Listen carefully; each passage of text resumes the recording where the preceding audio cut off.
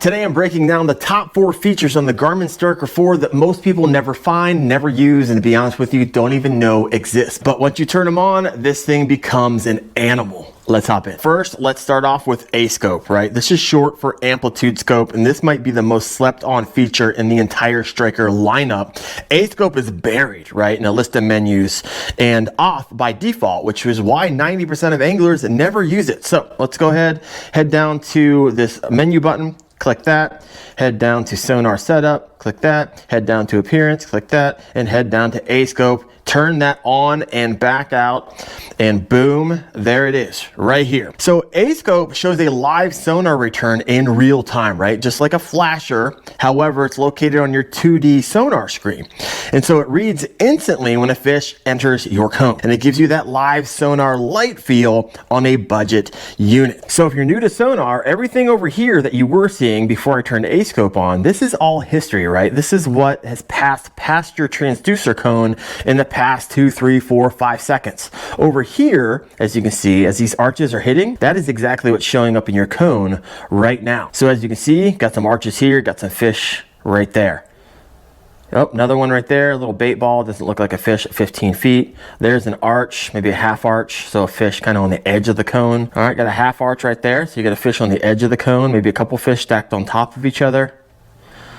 Got some smaller fish up in here. Oh, there we go. Ooh, that is a juicy looking bait ball. So probably a lot of fish right there.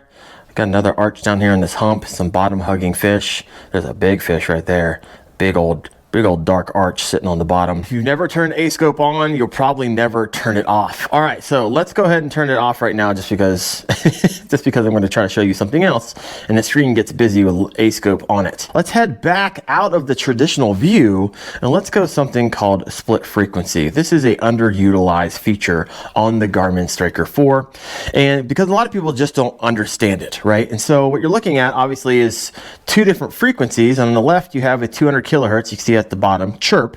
And on the right, you see chirp 77 kilohertz. And most people don't understand what that means and what it is showing you.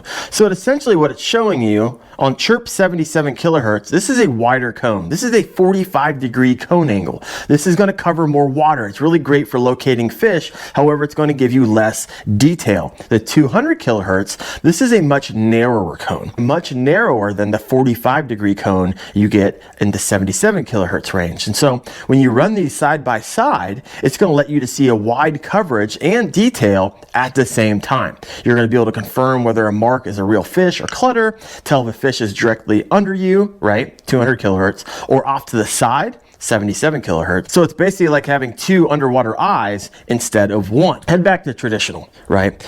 And let's head over here to something not a lot of people use because it's buried. Once again, go to the menu button, head down to sonar setup, head down to appearance, head down to fish symbols, and it's going to give you a variety of different options here, right? So sure, fish ID gets roasted from time to time, and sure, arches are more accurate and icons can be misleading, but here's what people don't want to admit. If you're new to sonar, Fish ID is a fantastic learning tool.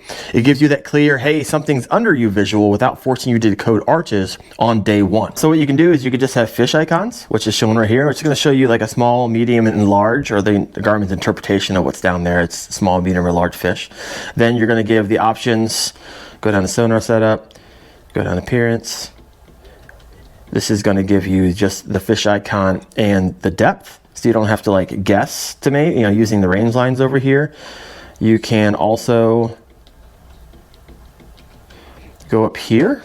This one's going to be fish icons plus the sonar data behind it, and I'm going to skip that one because I'm just going to show you the most comprehensive. This is going to be the fish icons, the depth, and the sonar return. So let's go and click that, head out, and this is what that's going to show you. So if you're learning sonar for the first time, Fish ID actually has its place, right? And when you're fishing with kids, it is money. Kids love seeing fish icons pop up. It keeps them hype, it keeps them engaged. Now also, here's a setting most people don't know. If you want to set up fish alarms and want this thing to beep at you whenever it locates a fish, you can't do it from this setting. However, if you back out and you go down to settings and you go down to alarms and you head over to sonar alarms and head over here to fish alarms. You can actually set this to show you all fish, you know, medium to large size fish, or you can beep at you whenever it just shows large fish. Let's go ahead and set this to all fish, see if it starts beeping at us. All right, show us a fish. Yep, there you go. There you go. So if you have kids, my gosh, or you don't want to stare at a screen all day and you just be like, okay, you're trolling, you're scanning, trying to find fish, maybe a fish alarm would be great, right? So you got those 3 sensitivity levels, and most anglers never adjust because they don't know it's there. So could be helpful. Let's go and turn that off. So here's another monster, bottom lock mode, right? This is the deep water cheat code most anglers ignore or simply don't know it's there. So bottom lock is actually tucked away deep inside the zoom menu, which is exactly why almost nobody knows it exists, right? But if you fish deep water or chase species that live near the floor, this feature is a straight up game changer. So let's head over here. Let's go ahead and lock it in. Let's go to sonar setup. Nope, back up. I lied. Let's go up here to zoom and go down to bottom lock. And there you have it. See, now we're not showing the entire water column. It's just getting a zoomed in area to bottom lock. So when you turn this on, the Striker 4 locks the bottom of the lake to a straight horizontal line, right? And no matter how uneven the terrain is. And then it shows only what's happening immediately above that bottom, not in the mid column, not in the surface clutter, not bait clouds 40 feet up. So it basically says ignore everything except the fish sitting right on the bottom. And here's what it does for you, right? It flattens out the bottom into a clean baseline. So bumps and dips and rocks and slopes don't distort those fish returns. And it shows only the bottom zone. It's perfect for the species that hug bottom structure. It's gonna remove the majority of that mid column clutter, right? Great for winter fishing, the deep lakes, messy water, and it makes those bottom huggers pop like neon signs, right? That walleye tight to the bottom that used to blend in now becomes a bold, bright return. So bottom lock basically takes the hardest part of the sonar, identifying subtle fish right on the floor, and makes it stupid simple. So it's going to be perfect for walleye holding tight to those rocky flats. It's going to be great for smallmouth cruising ledges and drops, those lake trout stacked on deep humps, those deep ledges and reservoirs, winter fishing when everything is glued to the bottom, right? Blade baits and those slab spoons and dragging jigs or slow rolling swim baits. If you fish deep or slow, if you target species that sit tight to structure, if you ever stared at the bottom wondering is that a fish or just a rock, bottom lock is your best friend. So those are my top 4 underutilized features of the Garmin Striker 4. And if you start utilizing those, you'll be ahead of 95%